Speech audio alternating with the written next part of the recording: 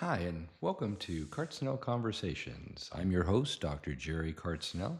I'm a pediatrician who's been taking care of children on the autism spectrum for over 26 years and children in general up to 40 years. I have an idea of what's right and what's not so right with our kids. Today, we're going to be talking about sleep. You know, my wife told me that she loves our son very much, but a whole lot less at 2 in the morning. And that kind of got me on to how can we help with sleep. Now, previously we talked about sleep being interrupted because of bowel issues and dietary issues, and we've corrected that, but we still have a problem with sleep. And when we're not sleeping, this affects our mood, our patience, our anxiety, our behavior, our learning, our memory. So, very important to get a good night's sleep. And our kids have a problem with sleeping much greater than their peer group. And that's what we're going to talk about today on Kartzinel Conversations. I'm glad you've joined me. Okay, so we know that there are different periods in which these kids have problems with sleeping. What do I mean by periods? Sleep initiation, transitioning from awake to sleep. That is a very difficult um, issue for many of our children, or it could be transitioning from sleep to awake, which is a different problem. Now, say for example, our kids go to sleep fine, they transition to sleep great, but they're waking up 2, 3, 4 hours later. So that's basically now sleep maintenance. They're not maintaining a normal sleep pattern. They initiate sleep great, but they can't maintain it. Or I have kids who can't initiate it and they can't maintain it, and they are up all the time. They may sleep for an hour, then they're up for two. Sleep for a half hour, they're up for three, and that's really really hard on the parents, let alone the child. Now, it's connected to something. We have to figure out what that something is. Is there pain involved? Is there inflammation involved? Is there a problem with melatonin production, serotonin production, environmental cues? Okay, that's really important too. We call that sleep hygiene. Uh, Research has shown that melatonin production in children's on the autism spectrum is decreased. And we've known this for many, many years. Now, we'll talk about melatonin in a bit, but if you're low on thyroid, I'm going to give you thyroid. If you're low on insulin, I'm certainly going to give you insulin. And if you're low on melatonin, I'm going to give you melatonin. Well, your body knows what to do with that. So we don't want to oversimplify what we're doing here, but we have to make a basic plan of attack to get our kids to sleep. So let's talk about sleep initiation. A lot of our kids and their moms and dads can get into some very bad habits. If you become part of your child's sleep cycle, then every time that child wakes up, they are going to need you.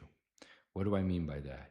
If you bottle feed your baby to sleep, that when they naturally wake up at 3 or 4 hours later, and when you and I say, for example, would roll over and go back to sleep, they need the bottle to be put back to sleep. They are trained night feeders. They're not really that hungry. This could be with a bottle, this could be the breast, or we rock them to sleep, or we lay them flat on our lap or on the couch with TV on and we pat them on their back. So you can see, yes, you can get them to go to sleep, but they're dependent on you or something you're doing for that. That's fine, but remember, we have sleep cycles. There are 3 to 4 hours. We go into a light sleep, a deep sleep, a dream sleep, a deep sleep, a light sleep. That's when you and I would roll over or get up and use the restroom, light sleep, deep sleep, dream sleep. So they're doing this all night long. Well, if you're part of that sleep cycle, you're going to be doing it with them. And that's what we're here to talk about. Okay? So we're going to have to isolate that environmental cue. The other thing is, talk about environmental cues. Our bodies make melatonin, but it's really disrupted by electronics, okay? Whether it be the TV or the computer or the phone or the iPad or the tablet, it's destroyed. And these children have to be off electronics about 2 hours before you want them to go to sleep. And they're very, very addicted to them. And you can imagine, and we'll talk about this at a future time, that if we're addicted to something, it's probably not a good thing for them to be doing. All right. Now, we can justify and rationalize all we want. Well, they learn from their world, they live in a computer age. Our kids have special needs, and right now we do not need to be catering to that propensity to be addicted to stuff because it will keep us awake. They will wake up wanting our iPad, our iPhone, or whatever we have, and they're going to need, especially the older kids. Oh my gosh, they have to be playing, and it's kind of scary. So those are some hard things to take care of. So, what about the child who's hyperactive? I mean, this kid is, just buzzing around the house on jet fuel. We have to slow that down. I tend to use magnesium L-threonate as a way to help them calm. L-theanine. Now, of course, these doses are age and weight dependent.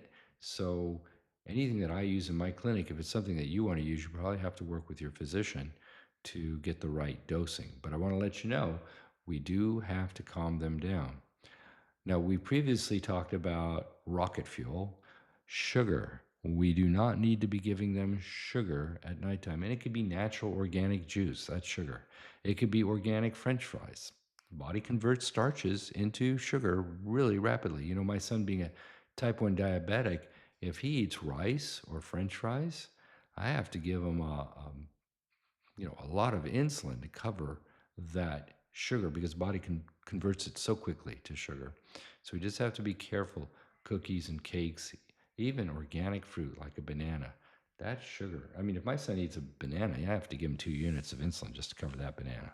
Okay, so we can actually be causing that hyper state.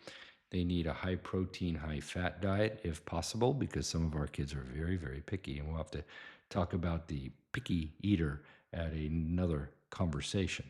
But we have to do our best to limit the sugar, the rocket fuel. So now we've got them on the, the diet, the electronics diet, and the sugar diet. Okay, we're going to really cut back on the sugar. And they're still hyperactive. They're having a very difficult time making that transition. They're up till 10, 11, 12, 1 in the morning. That's when I bring in melatonin. Now, like I said, we make melatonin. Our body knows what to do with melatonin, and I can get melatonin over the counter. Dosing on melatonin, once again, is very age dependent. I'm going to treat a 1-year-old different than I am a 5-year-old. So this isn't going to be a conversation about how much to give, okay?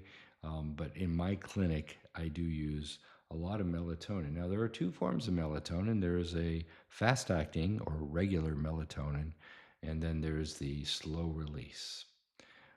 For the child who just needs to get to sleep, but then will sleep through the night, all they need is a little bit of melatonin, half a milligram, 1 milligram, 10 milligrams, again, depending on the child's age and their clinical response, and off to sleep they go. So I try and give that about a half hour to an hour before bedtime.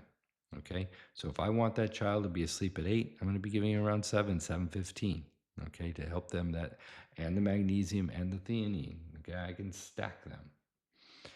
If I think there might be pain involved, and I'm just not sure, there just seems to be, these are my irritated, they're almost crying kids. I'll give them a trial of ibuprofen. Ibuprofen, like children's Motrin. And moms will say, I give them the Motrin and the melatonin. They'll call it the M&M.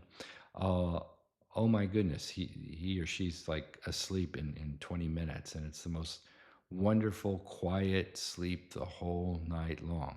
And I'll say, okay, let's get rid of the Motrin, ibuprofen, and see. Nope, we don't make it. It has to be the melatonin and Motrin. I can't keep them on Motrin, right? So I have to go back and try and figure out what's painful or what's inflammatory in their little bodies and have to approach that. But I will use it as a diagnostic tool. Sometimes I'm wondering if allergies are playing a role, and I give them diphenhydramine, which is Benadryl, dye-free clear Benadryl. Now, two things with Benadryl. It does make many kids, not all, sleepy. For some kids, it can actually make them hyper. But for some kids, most kids, it makes them sleepy and it takes care of allergies. So if I give them Motrin and Benadryl and they sleep through the night, then I know that we have an allergic reaction or they need something even more sedating. Now, I do not want to keep them on Benadryl, all right? But it is a diagnostic tool that A, I can get the child to sleep the whole night. Mom is thrilled, dad is thrilled. They don't want to change this recipe, but I will because I was like, well, we don't want to stay on Benadryl, but it is a tool that I use to say the child can go to sleep the whole night. Okay, so now we've tried an inflammatory approach, anti-inflammatory with Motrin. We've tried an allergy and maybe a little more sedating kind of a drug, difree Benadryl. We're using melatonin. One of these is clicking and they're sleeping, but darn, when you know, 3 hours later, they're awake again. Then I'm going to add slow release melatonin. How many milligrams? Don't know because it's very age related and clinical response. So even though I shouldn't need to use more than, say, 2 milligrams of slow release melatonin in this particular child, I may have to go to 5 or 7 or 10 because that helps them sleep.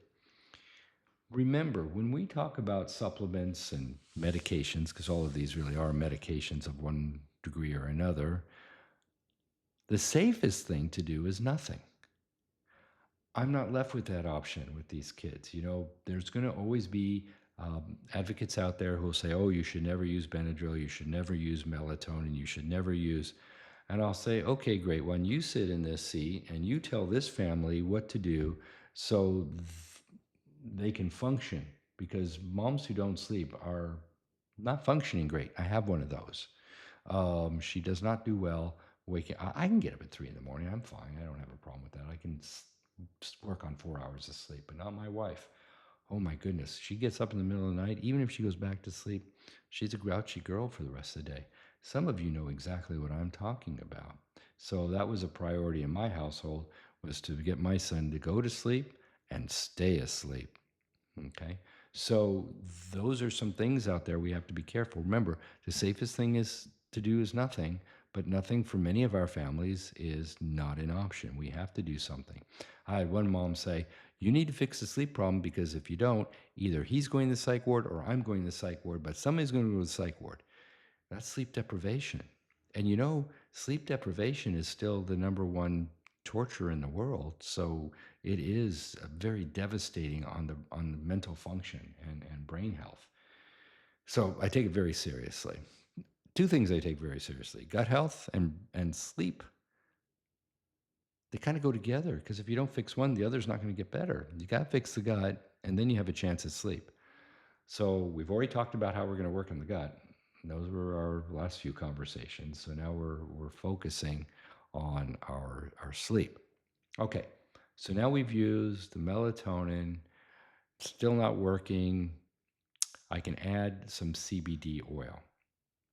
Well, not just CBD. There's different fractionations of it, and we won't get into the names and how it's done, but there's CBG, which I'll tend to use for anxiety, CBD, CBDA I'll do for attention and focus, CBN, that's what I'll use for sleep. Now, mind you, these are CBD products.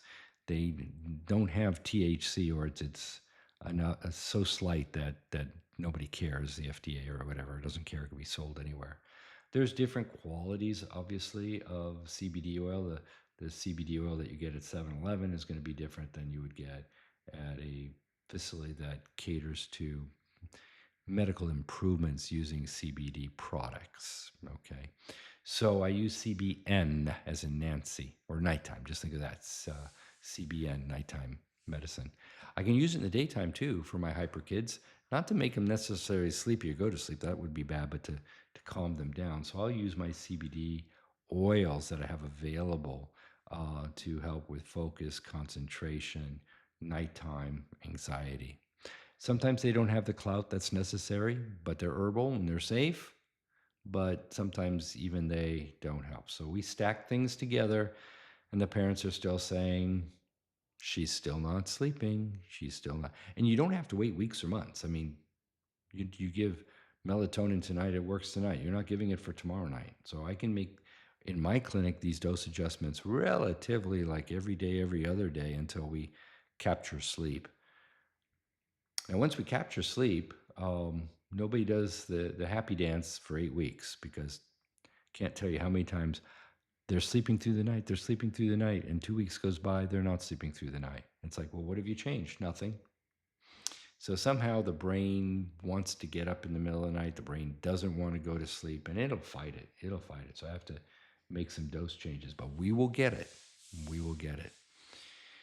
So, what can I use if I have to go into medications? Well, I can use some allergy medicines that are prescription that have some very sedating effects.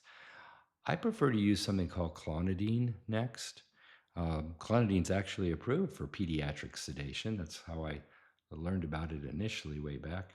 And I start with itty bitty amounts. Um, it only comes in tablets, so I start like with a quarter tablet for many of my kids, unless they're big. And that I combine it with the magnesium, the L-theanine, melatonin, and a little bit of clonidine, and very often we get them sleeping.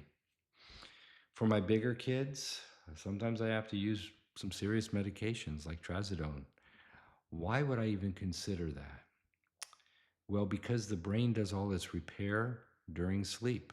It does its transfer of short term memory to long term memory. In other words, what they learn today gets transferred to long term memory so they can call on it on another day, another week. So many of our kids master things today, and tomorrow it's like starting all over again. Oh, and by the way, she is not sleeping well, or she's constantly turning in her sleep. She's all over her bed, or we have to put her in a special crib that's kind of contains them so they don't get out, or they have to sleep between mom and dad. And they're all over the place. Her feet are in my face, her hands all over dad. I mean, they're constantly twirling. That's not good sleep. Okay. So we need them to go into their nice, deep, dreamy, relaxing sleep so the brain can do its repair work. So those are what I tend to do. How long do kids sleep? Again, it's very age related, but no shorter than 8 or 9 hours. And the younger the child, obviously, we're going to go and do 12 hours. So we've done a lot of things to help with sleep hygiene, not inserting ourselves into their sleeping. Now, I do have to work with the parents who have inadvertently injected themselves into sleep. How do I break these bad habits? Do I do it cold turkey? And we have to talk about each one of those individually. Now, eventually, when we get to the true part of Kartzinel Conversations, we'll be working with live question and answer. But for now, we're just going to present to you a framework on how to recover our children on the autism spectrum. And again, getting into the whole idea like, why do you treat autism as it's a disease? I'm not treating autism, guys. I'm treating sleep dysfunction. I'm treating constipation. I'm treating food allergies. I'm treating immune system issues. If in the course of their treatment they become less and less into their self, autism, ism, auto, into self, and more into our world, and more able to communicate their wants, needs, and desires, and improve something called their quality of life, I was just trying to help with the constipation, the bad bugs growing in their bowels, or whatever the issues are. And if those things get better and go away, my bad, they're good. So I don't ever want to get into that conversation with anybody. And if they can argue with me why I'm treating autism and stuff, they're pretty darn high functioning. That's not the kids that I'm taking care of in my clinic. They're usually non conversational. So that's our discussion today on sleep. Now, next time we will be discussing language. That's going to take us a little while to get through. How do I go about in my clinic to get language? But remember, they got to be pooping normal. They got to be eating a pretty good diet, maybe with some supplements like proteins or whatever if they're not eating proteins. They got to be sleeping. They got to have their foundation before we can get them communicating with us. And just to tease you a little bit, remember communication is receptive, of course, expressive, eye contact, reading body language, following directions. There's a lot to language besides just them talking. Sometimes I get kids where, and it's a little frustrating for me, he or she understands everything we're saying, following instructions. She's just not talking. He just won't tell us what he wants. We're going to talk about that. And I look forward to that Kartzinel conversation about language with you next week. Remember, hit the subscribe button, hit the like button, share these conferences, these conversations with your friends. And I look forward to seeing you all next week. Bye now.